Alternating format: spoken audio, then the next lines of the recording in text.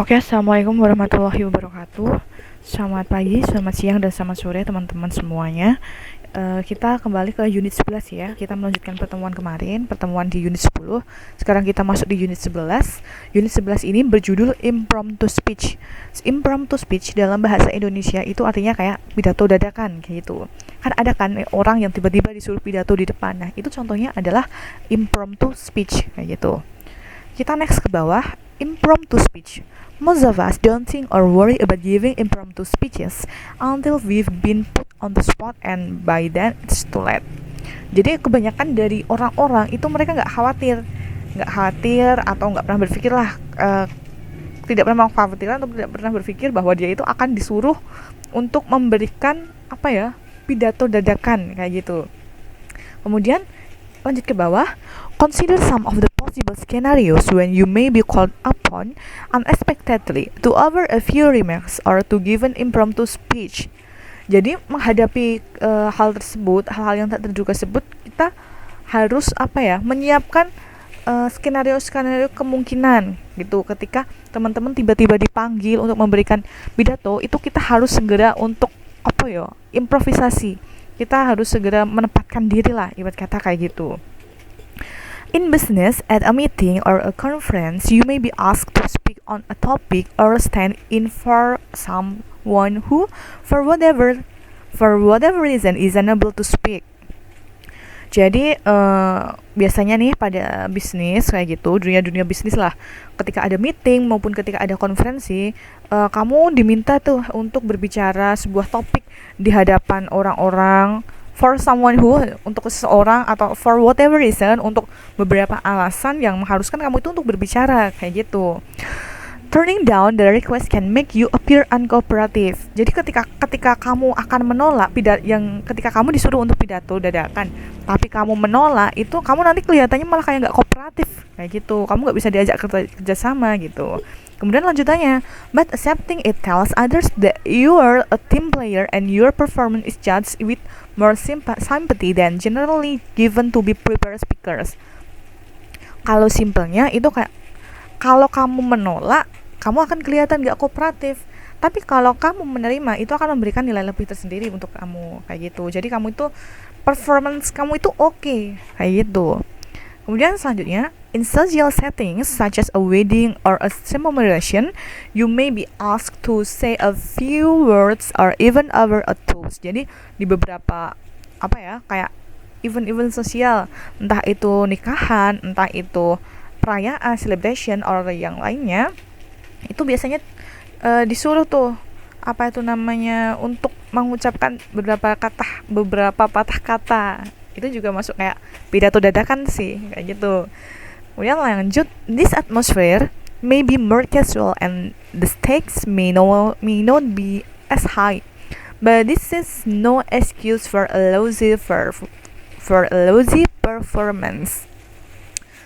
Jadi apa ya, suasananya tuh kan pastinya kan berbeda banget ketika kita harus melakukan pidato dadakan.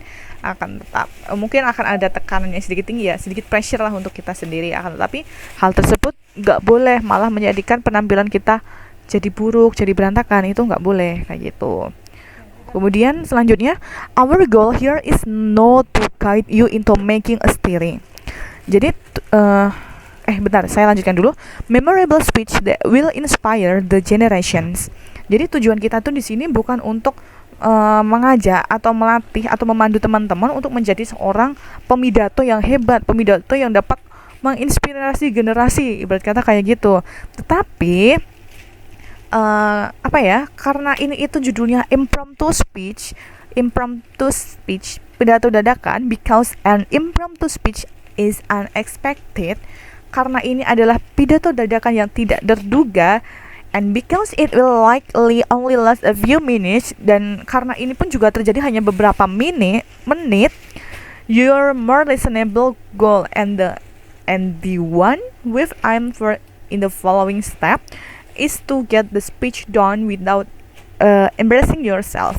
Any subsequent accolades are just gravy on top. Jadi yang diharapkan itu, karena ini pidato dadakan ya, dan hanya terjadi beberapa menit saja, yang diharapkan itu jangan sampai malah pidato ini itu membuat kalian memalukan diri sendiri kayak gitu.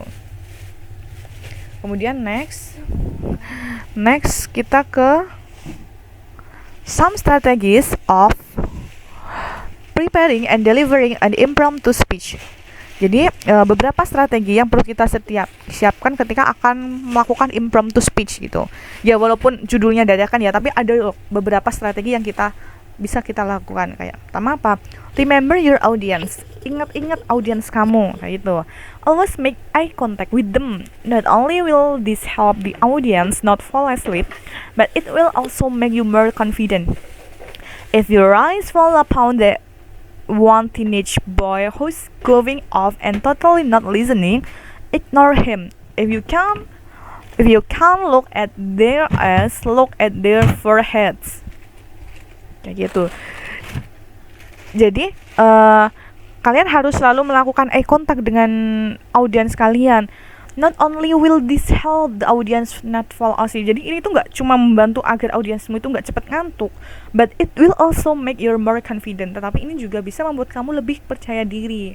If your eyes fall upon that one teenage boy who is going off and totally not listening, ignore him. Ketika ada orang yang nggak memperhatikan kamu, ya acuin aja lah, ibarat kata kayak gitu. If you can't look their eyes, look at their forehead. Ketika kamu nggak bisa lihat matanya, ya setidaknya kamu lihatlah area kepalanya, kayak gitu. Kemudian selanjutnya, try and get the audience involved. Kamu harus mendapatkan perhatian dari audience, kayak gitu.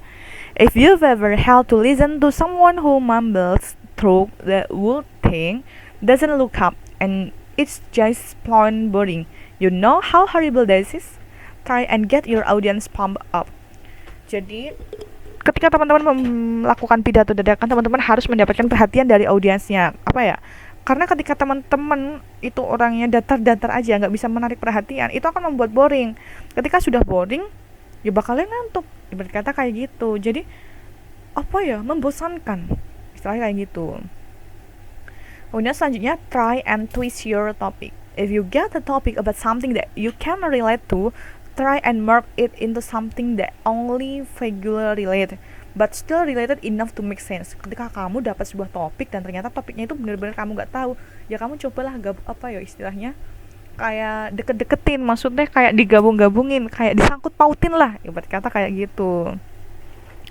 Kemudian incorporate humor. Have a humor quotient. Make people laugh and they will automatically get involved. Jadi kamu harus bisa membuat orang itu tertawa. Ketika kamu bisa membuat orang itu tertawa, maka secara otomatis orang itu tertarik sama kamu, kayak gitu. Orang itu simpati kepada apa yang kamu bicarakan. If you're not sure about your joke or if it's racist or can hurt someone's sentiment, then stay away from it. Jadi ketika kamu membuat sebuah guyonan, sebuah lelucon, itu nggak boleh guyonan yang mengandung rasisme, kemudian menyakiti hati orang lain. Ketika kamu akan mendekati hal-hal kayak gitu, sebaiknya kamu hindari secepatnya, berkata kayak gitu. Kemudian selanjutnya adalah if you're facing a more serious impromptu speech, you have to be confident about yourself. Jadi ketika kamu ketika kamu pidato impromptu, pidato dadakan, kamu harus percaya diri sama dengan diri kamu sendiri. Just shout backtrack as ahead. It will give you an air of significance and make you a little intimidating as well. Jadi untuk materi 11 kayak gitu, tentang apa ini tadi namanya impromptu speech, pidato dadakan. Jadi gitu ya teman-teman. Terima kasih atas perhatiannya. Kita bertemu di pertemuan ke-12. Wassalamualaikum warahmatullahi wabarakatuh.